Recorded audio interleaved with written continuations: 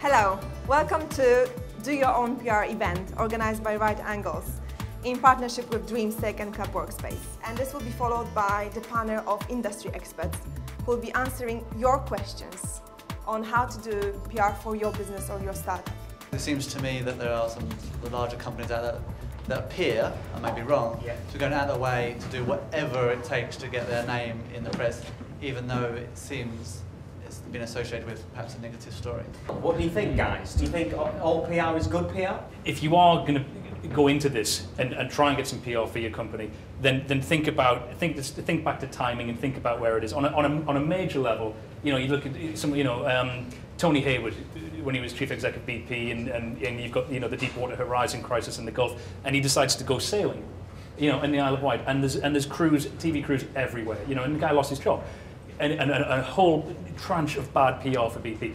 On a constant level, that should be obvious to the guys who's running his PR.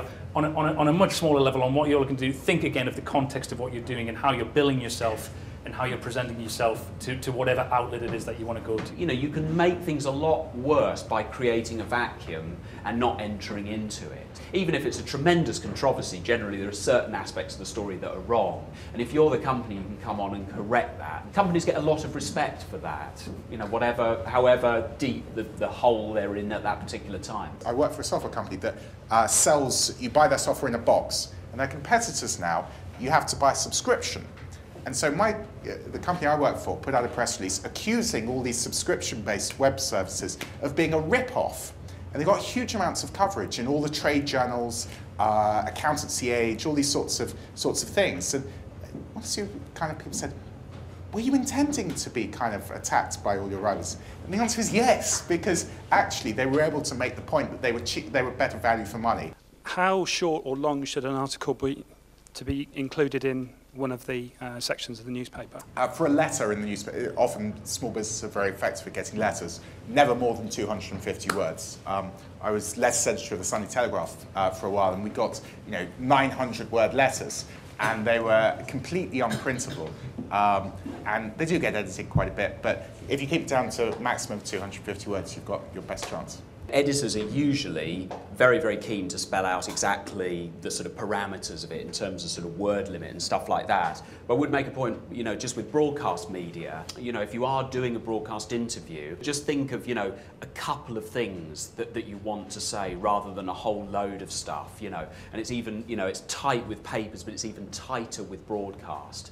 Don't sort of give us kind of reams and reams of data. And above all else, stick your contact details on it. And the other thing I would say is don't just limit it to a press release. So think about other ways you can generate contact between you and me. It might be that you release that story on social media. It may be that you give me a call the day before. But don't just think of things within the template of the press release, because things are moving sort of very rapidly. And because there are so many press releases, we're looking for other sources for news and things like that. I want to do my own PR, hence I'm here. I run a small startup.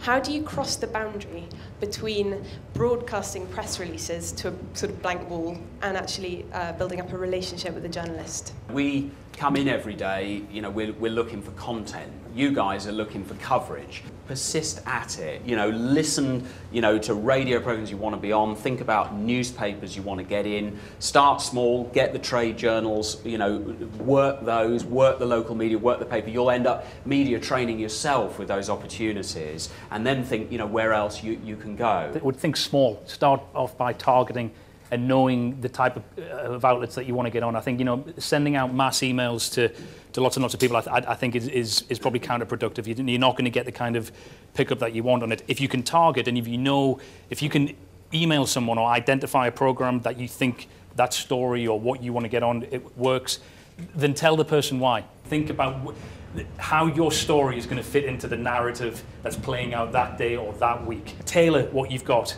and think about the audience that you're pitching it to. And you're more likely to have success that way. If there's a story that day that's in the news, that's in the media, that your company or you can add to, then send them a message. You're going to get more response from that. People want good content. People want to know stories. People want to know business angles and your expertise. So, you know, if I was going to add to that, I would say, you know, get on social media, get on Facebook, get on Twitter. These people are there and they are willing and wanting to talk to you. So how do you actually approach visual media like TV programs? If, let's say, you want to appear as a guest, as an expert, as a representative of your industry, how do you approach who, what are the terms, and in what form? Just can you elaborate on this, please? You know, it's like anything in your business. If you think about how you win clients, how you operate your business, you know, it's personal, isn't it? I would imagine the majority of your clients that you win, or the business that you get, is from face-to-face contact, from building a relationship, from knowing that person, and from them trusting you and you trusting them. You know, pick up the phone and, as Alex said, and find out who these people are. They are out there and they are looking for you. And then when your press release does arrive, there will be some, you know, hopefully there will be some degree of recognition. He will remember who you are, and he will be, you know, be more interested in seeing what it is that you have to say at that point.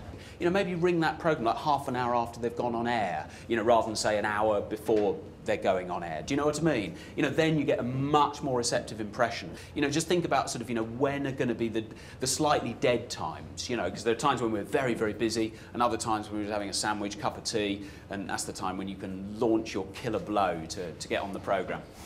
Here's a technique that I used. It got me on the Today programme several times, in fact, and it got me on Newsnight.